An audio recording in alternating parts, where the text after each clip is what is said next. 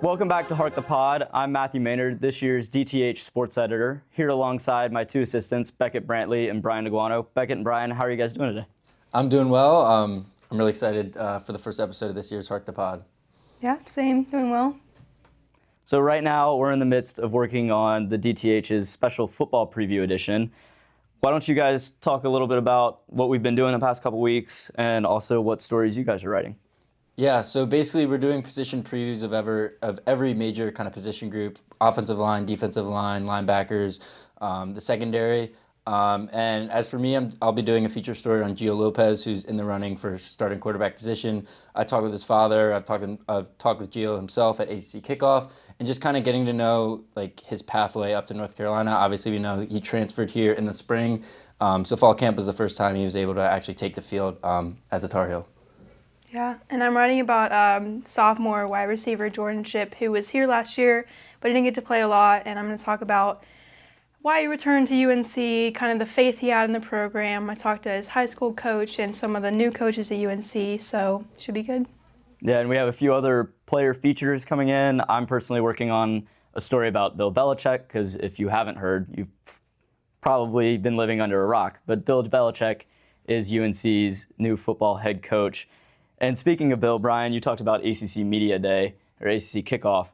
What was the crowd like for Belichick compared to other teams? Yeah, so I went to 2 out of the 3 days, and it was insane. When I'd say for the other teams, other than Clemson, there was probably 50 people in kind of this big ballroom where they have the main press conference area. And then when UNC came in, it was like 400 maybe. I think before Bill even took the stage, he didn't even come out the normal entrance that the other coaches came out. And there's kind of a hush. You could see people like looking up, like looking for him. There was like this weird kind of quiet, and it was just kind of crazy. And then when they went to the breakout room, actually, they normally just do kind of reporters ask questions here and there. It's kind of an informal setting. But a media person had to come in and actually make it a formal press conference because there were too many cameras and too many people in that area. And yeah, it was just a crazy experience, and it's an exciting time though for North Carolina football program, the new hiring. Yeah, it's kind of wild. Beckett, you went to the first day of fall camp where Belichick talked. Can you talk us through what that experience was like actually at like Keenan Football Center?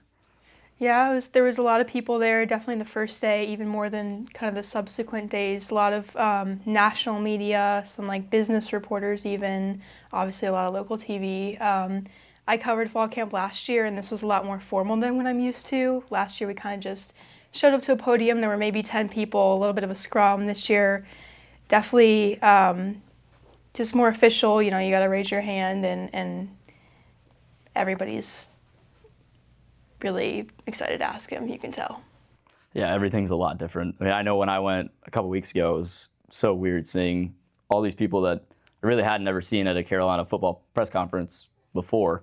So that was a strange kind of thing to experience. Just it's more so basketball. Everybody is there usually for basketball, especially the Duke game. But then to have that kind of reception for football is crazy. And then, so I guess kind of getting into the season, obviously Carolina opens with TCU on Monday night, Labor Day. First ever Monday night game in Carolina program history, regular season. What's kind of your excitement level, both of you guys, start with you, Beckett, for a Monday night home opener in Chapel Hill? Honestly, just excited for the atmosphere. I think there's probably going to be more people in Keenan than I've ever seen, and obviously there's all this new student engagement stuff they're doing, the concert. That's going to be insane. I'm really ready for the press box to be chocked full of people.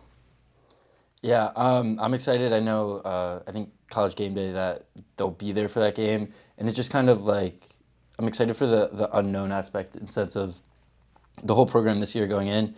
No one really knows the expectations, but there's like an excitement in the air, and just to be able to like be there and cover that game and kind of put it onto paper in terms of what this game means for the North Carolina football program is something that I'm excited about, and I'm grateful for the opportunity to have. I agree with both of you. I'm excited to see how the atmosphere is. I wonder how much different it'll be than any other regular night game that we've all been to at Kenan Stadium. And also, there is this level of uncertainty that, you know, they brought in 70 new players through the portal and high school recruiting that you really just don't know. I mean, transfers are so common now in college football and college sports in general, but 70 is a lot. You have a head coach who's never coached in college football, although obviously he has all the NFL experience, but still, game's a little bit different. And just kind of a weird combination. I think my expectations are like high because I feel like they should be, but also I want to tamper them down in case that, for some reason things go wrong week 3. I mean, they play Richmond week 3.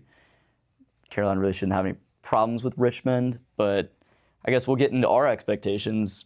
Beckett, if you want to kick us off, what's your expectation throughout the season? Final record for Carolina through the regular season and all of that? I'm kind of with you. I really don't know. As far as record, I think I'll be a little bit optimistic and say 9-3. I'll say they'll lose to TCU, maybe Clemson, and then I think there will be maybe like a sneaky loss in there. Hopefully not Richmond, although Richmond had a fairly good season last year, so you never know. I think I've been kind of, again, tampering my expectations, but also I can't help but be pretty excited about this team under Bill and hoping that they'll kind of exceed people's expectations. Yeah. What about you, Brian? I guess I'll play the advocate position and kind of go towards more so the ceiling that the team has this year, and I'll go out and say 10-2. I think losses to TCU and Clemson I think those are like realistic losses, but I think obviously we don't know what's going to happen, but I think that's their ceiling going 10-2. I think they have a particularly easy week ACC schedule where essentially the only top 8 team in the conference they play is Clemson. So when you look at teams like Cal, you look at teams like Stanford that they play in terms of conference opponents, I think that's kind of a big factor in terms of them being in position to go 10-2. And I think if that were to happen, I think that's an ACC championship berth and then potential playoff berth. But I know that's getting way too far ahead. A little far ahead of ourselves there. With 70 new players and with Belichick, and if you see the way he coaches and if it translates to the college game effectively, I think that's in the cards more than people think right now. I kind of disagree. I'm going to be a little more on the pessimistic side than you. I'm going to go 8-4. I do think this defense will be significantly better than any defense we've seen in the past 3 or 4 years at Carolina. I think Belichick and Steve, his son, Belichick, are going to have that defense really in sync and communicating really well. And I think they'll be competing. But I think TCU, I think they lose that game. But I don't know. I think there is a realistic possibility they could enter Clemson 4-0 if they beat TCU at home. And then you're potentially looking at a ranked matchup in Chapel Hill against Clemson, and that's a huge game for ACC standings. Like Brian said, playoff implications should Carolina win enough games this year. But I think they might slip up in that home opener at TCU, come out flat-footed. I don't know. I think they'll lose to Clemson, and I could see them slipping up a couple of times. We've seen it too many times in Carolina's past, especially the past 2 seasons. Really, like late October, they kind of start to fall apart. Obviously, new coaching staff this year and new players, so that fatigue might not hit. But I'm going to tamper those expectations and not go so lofty. But I do think, they play kind of the bottom feeder of the ACC. I mean, like you said, Stanford, I'll add Wake Forest in there. They have a new head coach, lost a lot of their players. And they just don't have a great ACC schedule. I think Duke and State are probably the hardest games all other than Clemson in the ACC. I agree. I mean, so I'm going to go 8-4. That was very long-winded, but I think to go off Matthew's point, obviously we've seen kind of maybe late game collapses or not being able to finish games out. But I think Belichick will have this team in a position where those don't happen. I think the main question is, does this team have the talent with all the new players coming in, and will they have the systems in place to basically be able to compete with the teams that they're playing this year? I think it's not a question if they can finish those games or not, because I think they'll be able to, but only if they're good enough. And I think that'll be the most telling thing. It's just, what kind of talent does UNC have going into this year? yeah. I mean, they obviously have it at the coaching staff, and I wouldn't be surprised if Carolina out-coaches teams throughout the year, and that's why they win games. The players have to make the plays, but if the coaches put them in the best position to make those plays, that's, I guess, the most important part about hiring somebody like Bill Belichick, is he's going to be able to do that.